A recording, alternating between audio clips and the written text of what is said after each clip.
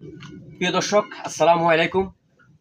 আজকে আপনাদের মাঝে এমন একটা ভিডিও নিয়ে আসছি যে আমরা যে গরিব দুঃখী মানুষেরা আছি, কি পরিমাণ এই কারণ বিল আসতেছে, কারেন্টের ইউনিটের দাম বাড়তি।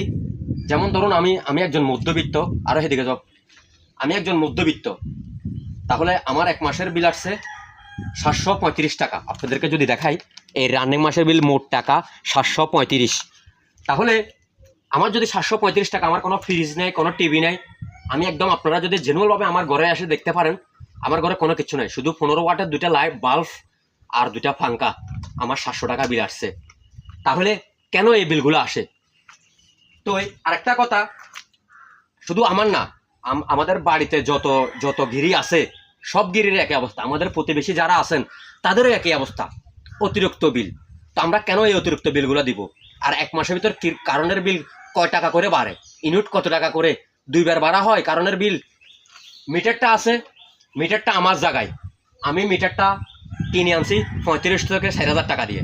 যে ফিলারটা আছে, ফিলারটা আমার জায়গায়, তারপরেও আমি প্রতি মাসে মাসে ফিলারের চার্জ দিয়ে যাচ্ছি, মিটারের চার্জ দিয়ে যাচ্ছি, মিটার আমার কিনে, তারপরেও সরকারকে আমি টাকা দিতে হয়, কারেন্ট বিল দিতে হয়। তো কারেন্টের বিল দিতে হয় ভালো কথা, আমি জ্বালাচ্ছি বা আমার জ্বালানির টাকা সরকারেরও খরচ আছে, সরকারকে দিতে হবে।